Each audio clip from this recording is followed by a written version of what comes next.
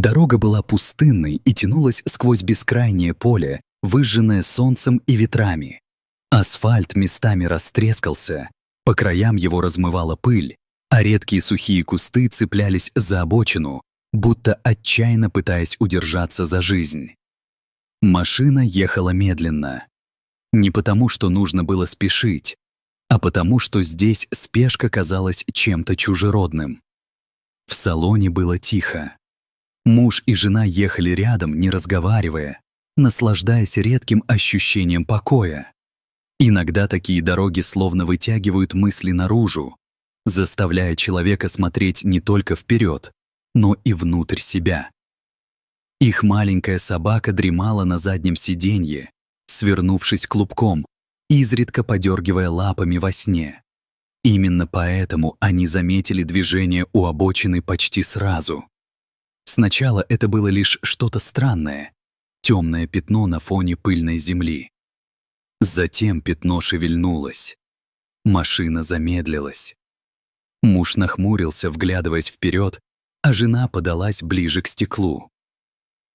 «Ты это видишь?» — тихо спросила она. У обочины прямо на грубой гравийной полосе лежал маленький медвежонок. Он был совсем крошечным, едва больше щенка.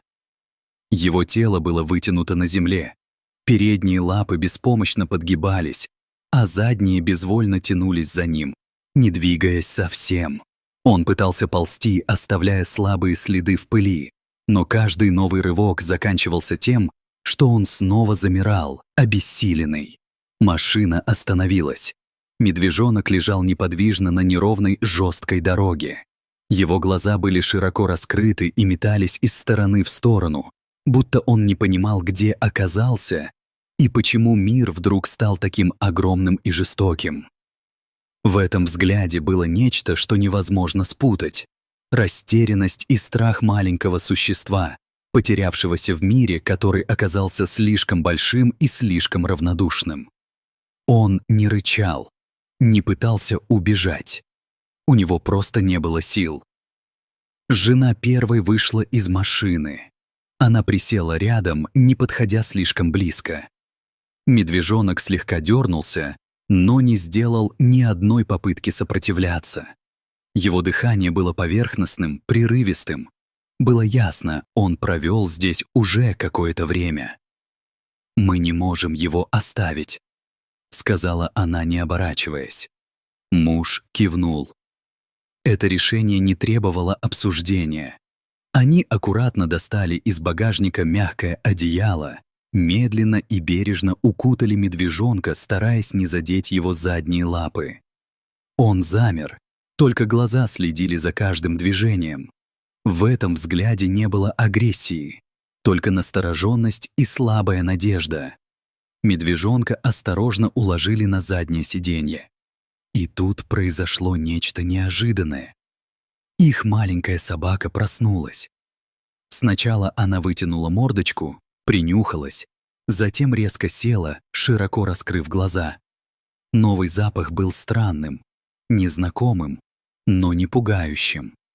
Она осторожно потянулась вперед, ткнулась носом в край одеяла и тихо фыркнула. Медвежонок напрягся, но не шевельнулся. Собака, полная искреннего любопытства, начала осторожно обнюхивать своего нового соседа, слегка тыкая его лапой и хвостом, виляя так, будто перед ней появился лучший сюрприз на свете. В машине зазвучали тихие, взволнованные поскуливания. Медвежонок лишь смотрел. Он был насторожен, но не сопротивлялся. Его глаза следили за каждым движением собаки, но в них не было паники. Казалось, он слишком устал, чтобы бояться. Машина тронулась и быстро направилась к ближайшей ветеринарной клинике. Дорога казалась бесконечной. Муж сжимал руль крепче обычного, а жена то и дело оборачивалась, проверяя, дышит ли медвежонок спокойно. Собака не отходила от него ни на секунду, будто инстинктивно решив, что теперь это ее друг, которого нужно охранять. Ветеринарная больница встретила их запахом антисептика и приглушенным светом. Врачи сразу поняли серьезность ситуации. Медвежонка осторожно переложили на носилки, успокаивающе гладили и говорили тихими голосами. Начались обследования. Рентген. Осмотр. Подготовка к операции. Результаты оказались тяжелыми, но обнадеживающими. Обе задние лапы были сломаны. Следствие сильного удара. Возможно, автомобиль. Возможно, падение. Но, к счастью, повреждения были такими, что при правильном лечении медвежонок мог полностью восстановиться. Его ввели в наркоз. Когда операция закончилась, маленькое тело было аккуратно забинтовано, задние лапы надежно зафиксированы. Врачи говорили осторожно, но уверенно. Прогноз хороший. Через некоторое время супруги забрали медвежонка домой. Первые дни были тяжелыми. Медвежонок почти не двигался. Он сидел в одном месте, прижавшись к полу, и смотрел вокруг усталым, настороженным взглядом. Дом был для него чужим миром, слишком тихим, слишком незнакомым. Каждый звук заставлял его вздрагивать. Но он был не один.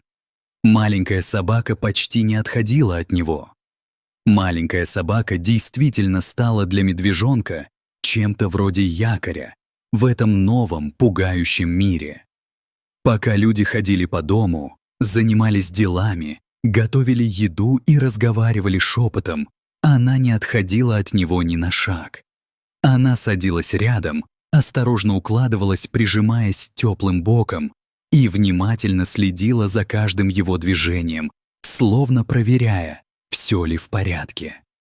Поначалу медвежонок не понимал, что происходит. Он вздрагивал от каждого резкого звука, настороженно следил за руками людей и подолгу смотрел в окно, будто ожидая увидеть там лес. Его глаза были уставшими и печальными. Иногда он тихо поскуливал, особенно ночью, когда дом погружался в тишину. В такие моменты собака подползала ближе и начинала тихо сопеть рядом, иногда осторожно касаясь его лапы носом.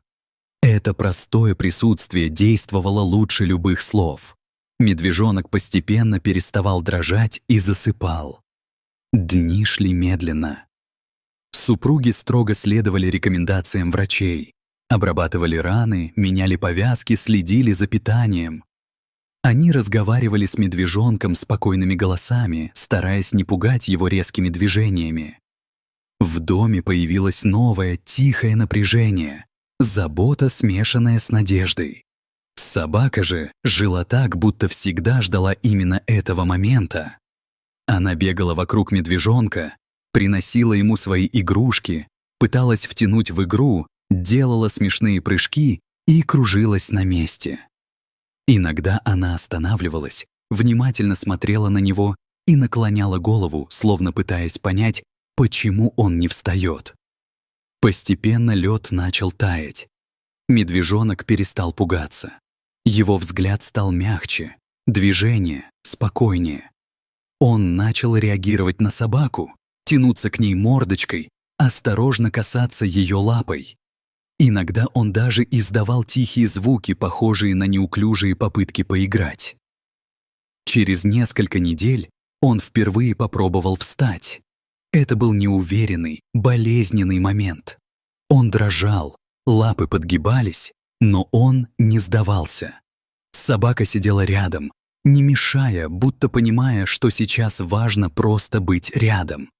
Когда медвежонок снова опустился на пол, она радостно завиляла хвостом, словно празднуя сам факт попытки.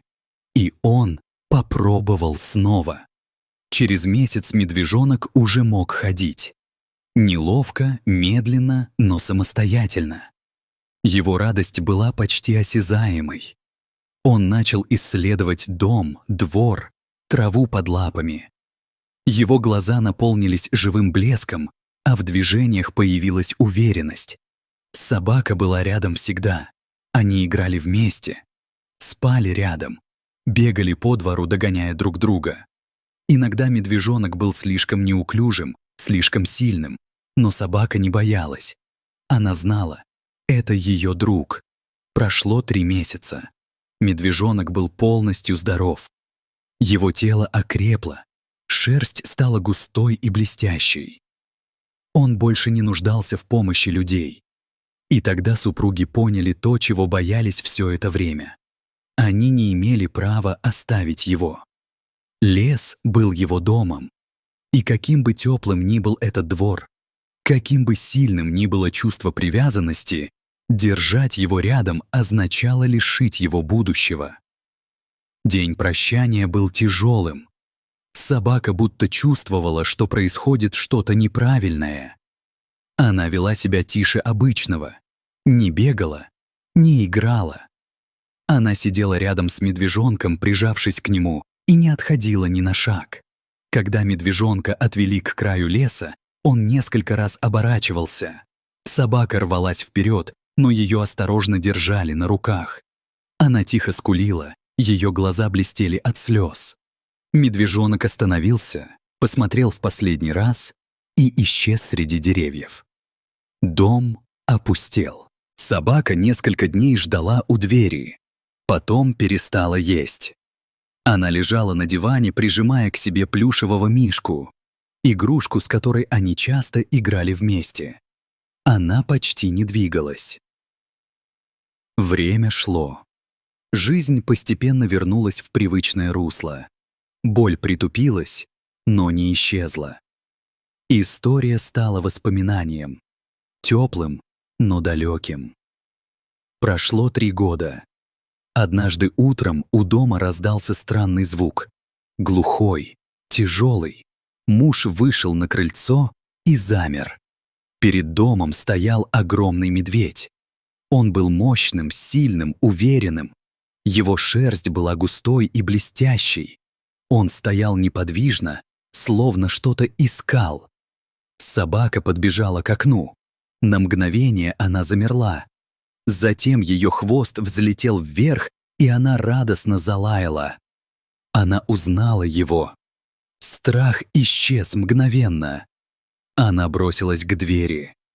Когда они встретились, все сомнения исчезли. Медведь осторожно наклонил голову. Собака подпрыгнула, уткнувшись мордой в его грудь. Они играли, как когда-то, забыв о времени. Позже собака забралась на его широкую, теплую спину и уснула, спокойно и доверчиво. 2 старых друга снова были вместе. И этого было достаточно.